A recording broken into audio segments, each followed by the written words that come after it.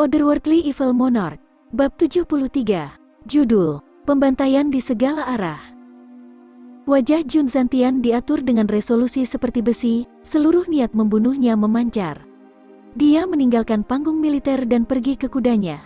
Ada beberapa tempat yang ingin dia lihat secara pribadi. Dia secara pribadi harus melihatnya terbakar menjadi abu. Hanya dengan begitu dia bisa menghibur jiwa di surga cucunya.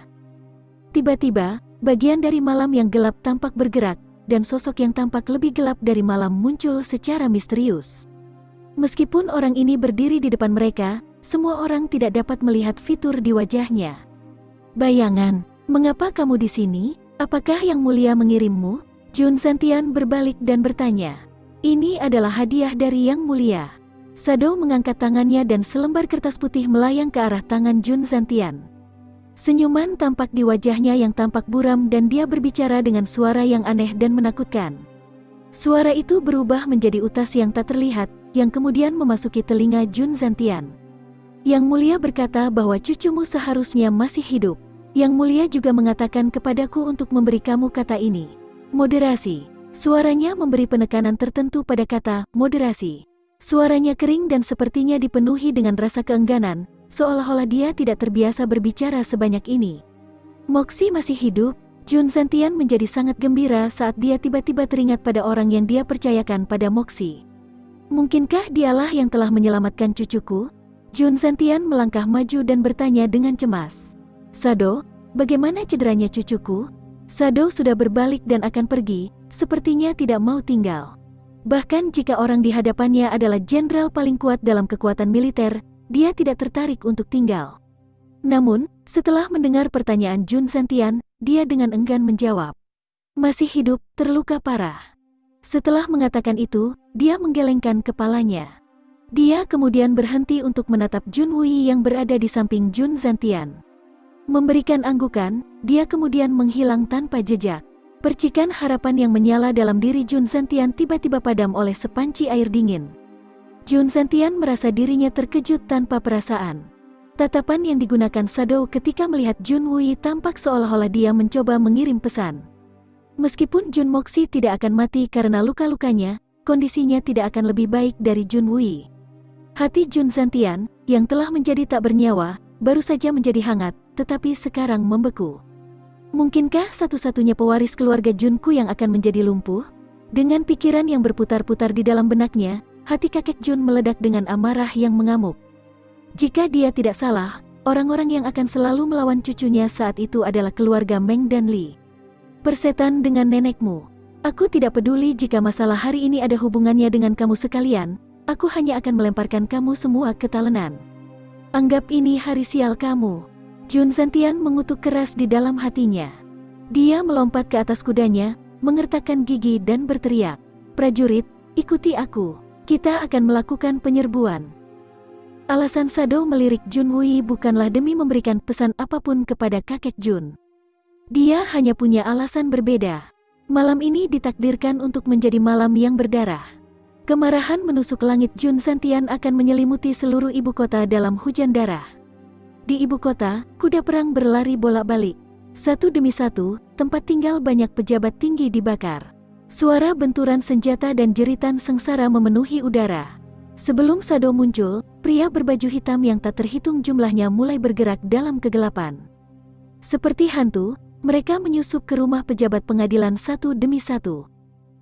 Beberapa penduduk tidak memiliki kesempatan untuk melawan sama sekali dan para pejabat jatuh di depan pedang mereka. Darah berceceran di seluruh. Dua asisten menteri kehakiman, Meng Ziyu dan Li Qiao masing-masing adalah anggota faksi Meng dan Li. Mereka juga pendukung pangeran tertua. Mereka biasanya sangat tidak ramah terhadap keluarga Jun. Namun, malam ini, kedua keluarga mereka harus sangat menderita. Saat genderang perang masih bergema, beberapa pria berbaju hitam melompat ke kediaman kedua pejabat pengadilan ini. Dimulai dengan penjaga gerbang, orang-orang ini meninggalkan jejak darah saat mereka berjalan ke aula utama sebelum masuk ke kamar tidur target mereka. Kedua pejabat pengadilan yang menyedihkan itu bahkan tidak mendapat kesempatan untuk mengatakan sepatah kata pun sebelum kepala mereka dipenggal. Syukurlah, anggota keluarga mereka selamat.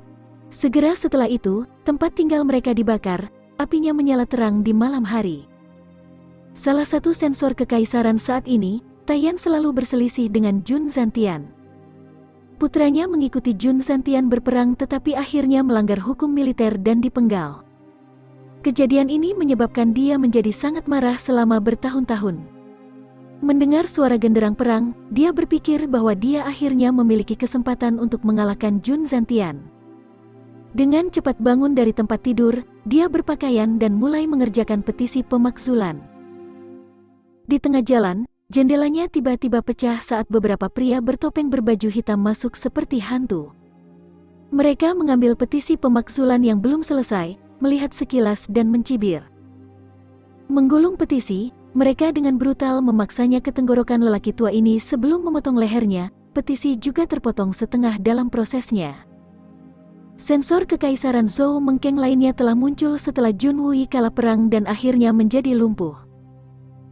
Saat itu, dia mendakwa Jun Wui dengan tuduhan sebagai komandan yang tidak kompeten, yang menyebabkan pemecatan Jun Wui dari tugas militer. Malam ini, dia minum anggur dan tidur bersama dengan salah satu selirnya. Tanpa diduga, dia akan diculik dengan setelan ulang tahunnya. Selanjutnya, barang berharga miliknya di antara kedua kakinya dipotong sebelum ditikam di jantung. Setelah itu dia digantung telanjang di salah satu pohon besar di dalam kediamannya.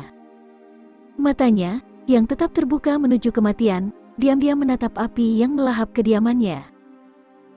Dua keluarga lain yang pernah menjadi bagian dari faksi keluarga Jun tetapi telah berubah mantel dan bergabung dengan faksi pangeran kedua merasakan firasat setelah mendengar suara genderang panggil jenderal.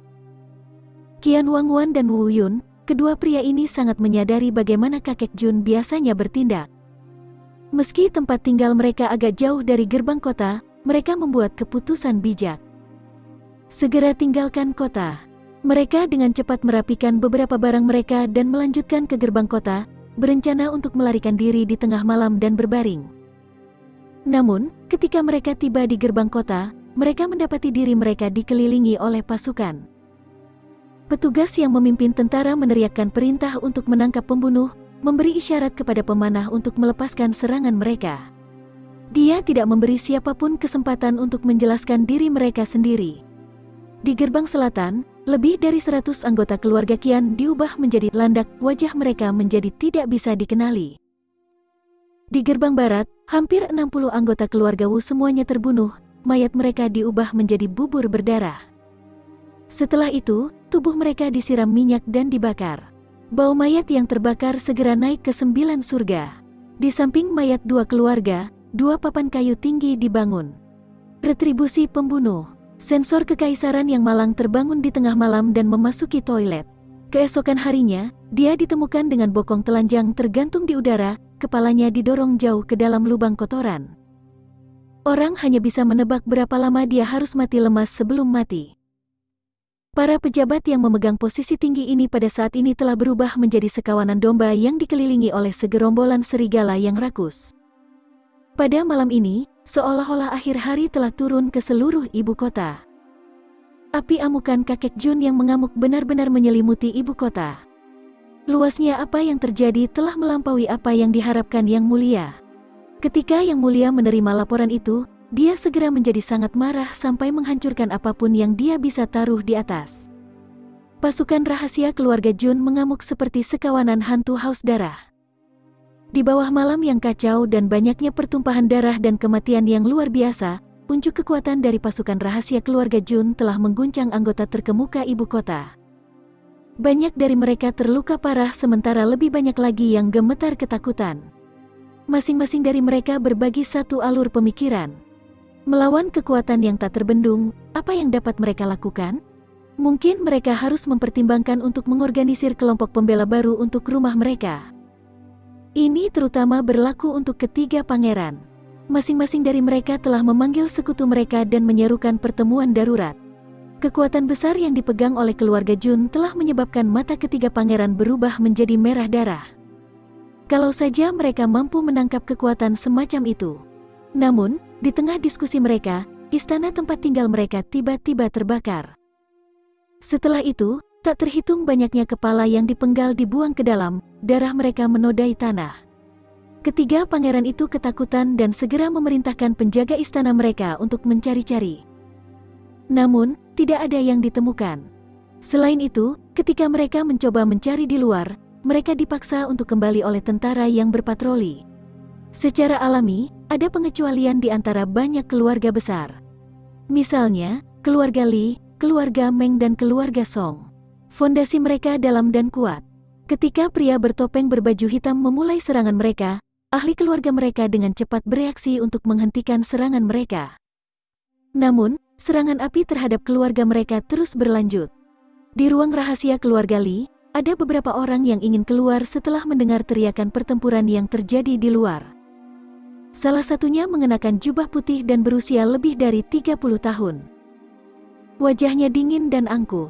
Hanya dengan melihat sikap dan sikapnya, seseorang akan dapat menyimpulkan bahwa dia adalah ahli Skysuan yang telah membunuh Qin Hu di depan Tuan Tua Tang Wanli. Pintu kamar terbuka dan Tuan Muda Li Youran masuk. "Youran, biarkan aku keluar." Di antara orang-orang ini, yang terkuat seharusnya hanya berada di sekitar tingkat kultivasi Gyeoksuan. Apa yang perlu ditakuti? Siapapun dari kita di sini sudah cukup untuk menghentikan mereka.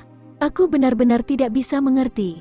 Serangan orang-orang ini telah mencapai depan pintu kamu, namun kamu memilih untuk tetap acuh tak acuh tentangnya.